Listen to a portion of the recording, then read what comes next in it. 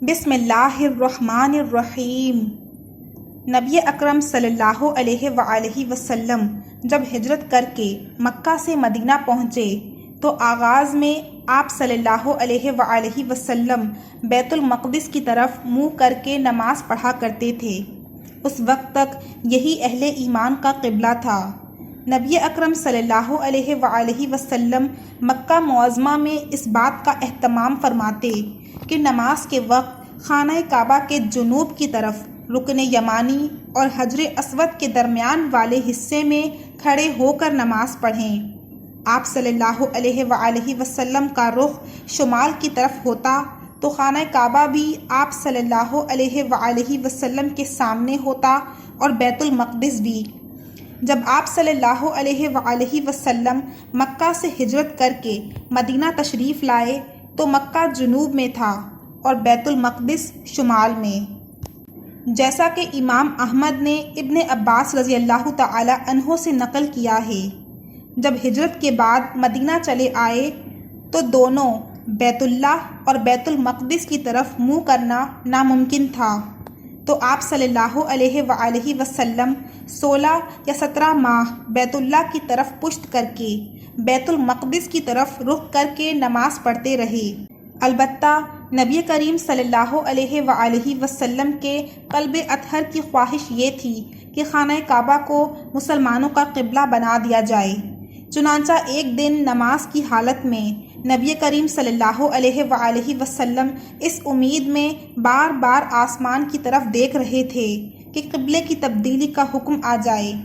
اس پر نماز کے دوران یہ آیت کریمہ نازل ہوئی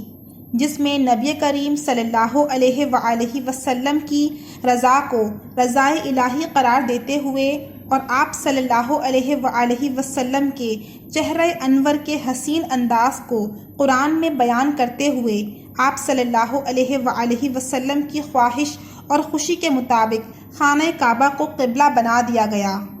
جیسا کہ قرآن مجید کی سورۃ البقرہ کی آیت نمبر 144 میں اللہ تعالیٰ ارشاد فرماتا ہے: اے پیغمبر صلی اللہ علیہ وآلہ وسلم، ہم تمہارا آسمان کی طرف منہ اٹھانا دیکھ رہے ہیں، سو ہم تم کو اسی قبلے کی طرف جس کو تم پسند کرتے ہو منہ کرنے کا حکم دیں گے، تو اپنا منہ مسجد حرام یعنی خانہ کعبہ کی طرف پھیر لو، اور تم لوگ جہاں ہوا کرو نماز پڑھنے کے وقت اسی مسجد کی طرف منہ کر لیا کرو۔ اور جن لوگوں کو کتاب دی گئی ہے وہ خوب جانتے ہیں کہ یہ نیا قبلہ ان کے پروردگار کی طرف سے حق ہے، اور جو کام یہ لوگ کرتے ہیں اللہ ان سے بے خبر نہیں۔ چنانچہ آپ صلی اللہ علیہ وآلہ وسلم نماز ہی میں خانہ کعبہ کی طرف پھر گئے۔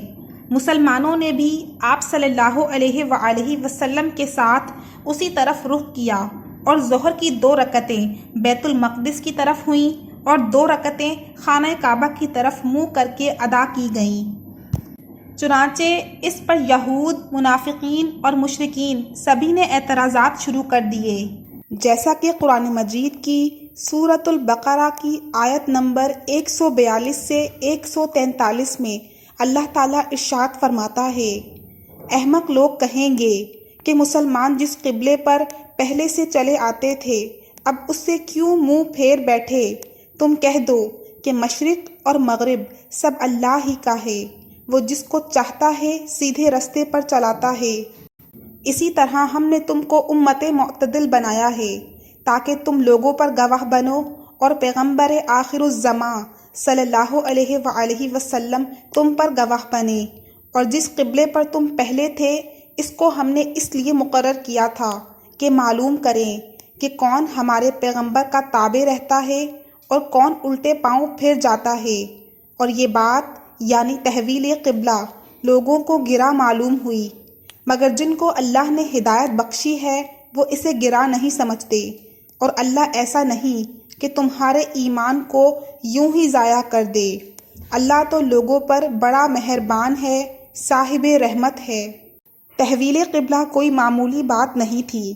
ایک تو حضرت ابراہیم علیہ السلام جو بنی اسرائیل اور بنی اسماعیل کے جد امجد ہیں کا قبلہ بیت اللہ ہی تھا، دوسرا یہ پہلا گھر ہے جو اللہ تعالیٰ کی عبادت کے لیے بنایا گیا۔ جیسا کہ قرآن مجید کی سورہ آل عمران کی آیت نمبر 96 میں اللہ تعالیٰ ارشاد فرماتا ہے، بے شک سب سے پہلا گھر جو لوگوں کی عبادت کے لیے بنایا گیا وہی ہے جو مکہ میں ہے، برکت والا ہے اور سارے جہان والوں کے لیے مرکز ہدایت ہے۔ روایات کے مطابق یہاں حضرت آدم علیہ السلام نے بھی اللہ کا گھر بنایا تھا جو مرور زمانہ سے معدوم ہو گیا، مگر اس کی بنیادیں موجود رہیں، اسی پر خانہ کعبہ تعمیر ہوا۔ اللہ تعالیٰ نے حضرت ابراہیم علیہ السلام کو ان بنیادوں کا پتہ حضرت جبرائیل علیہ السلام کے ذریعے دیا اور حکم ہوا کہ انہی بنیادوں پر بیت اللہ کی تعمیر کی جائے۔